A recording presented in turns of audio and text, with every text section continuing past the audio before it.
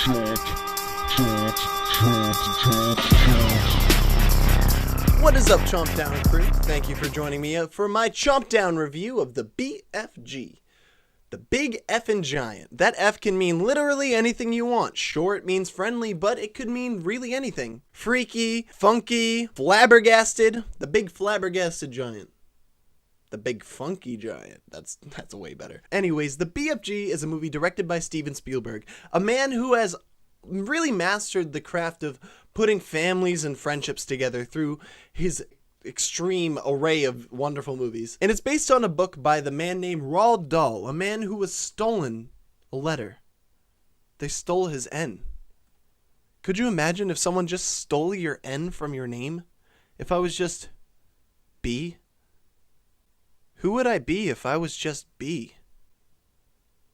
I don't want to think about it. The BFG was a really fun time. It was a really cute movie, and while it might seem like I might get to ragging on this movie, I thought it was really good.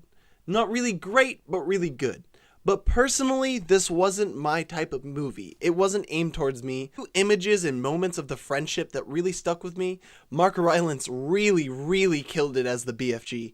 They didn't use makeup, they used CGI for his character, and while I felt like the CGI for Sophie's character, we'll get to her in a second, was shoddy at times. It wasn't really, you could tell she turned into a 3D model, and when you are around such a beautiful set that's made out of CG, a gigantic character made out of CG, it's kind of hard to get away with something like that. But yeah, Mark Rylance, his character was super lovable. You could completely get into the friendship. His house is super cool. I don't want to spoil too much, but let's just say he is a pirate ship for a bed. This movie made being a giant seem pretty cool, that's all I'm trying to say. And he also collected people's hallucinogenic trips that they went on and kind of stored them in bottles so that he could stir up a bad trip for an enemy if he wanted to and stick it in them. I'm just kidding. He collected dreams, and he was the runt of the litter of the giants. You can tell all this from the trailer. I'm not going to get into spoilers, I promise. Don't get mad at me if I spoiled something and I'm really offending you. I'm sorry. I don't know what to say. Yeah, he captures these dreams, and he keeps them, and he names them, and he identifies with these dreams, and he connects with this little girl because she has a lonely heart just like him, because he's the runt of the litter, and it's just really genuinely cute.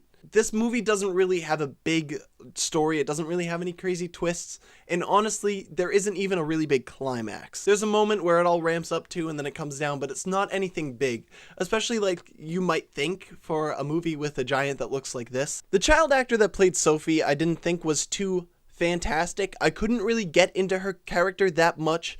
I don't know why. It probably has something to do with the same reason why you couldn't really get into Mowgli's character that much in the Jungle Book, whereas this girl's 100% acting to green screens all over the place. Sure, the sets look cool that she's around. That little blanket pouch she gets at one point is pretty cool, but she's not really acting to anyone. I don't even know if they had Mark Rylance on the set when she was shooting her parts. I'm sure that they did, but who knows. Jermaine Clement and Bill Hader as the actual giants that were bullying the runt of the group were pretty good.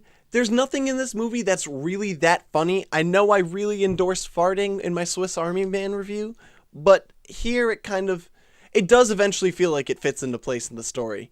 But a lot of it is fart jokes, and there's a shot to the nuts, and that's pretty much it for comedy. And if that's what you want, if you're still stuck in that decade of movies, you go do that. But no thanks. But there were genuinely some really beautiful imagery, some great shots, some just really well done CGI, and I couldn't express that enough. I don't regret seeing this in the slightest. I'm going to give this movie a 7 out of 10.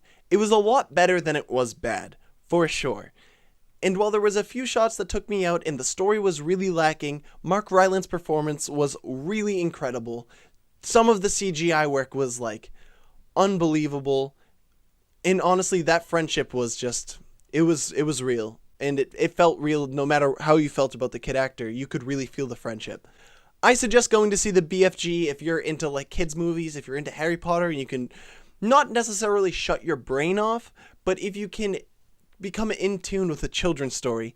You have to keep in mind this movie was based on a children's book, so how could the story even be that big anyways, you know what I mean? But I'm almost sure that your kids will love it. Thank you so much for watching the Chomp Down reviews, ladies and gentlemen. If you want to get in on the Chomp Down, you know where to find me. Hit that sub button down below. If you wanted to say maybe like this video, maybe share it on your social media, that'd be kind of amazing, and I'd love you for it for the rest of your life. And just thank you for watching. That's all I gotta say.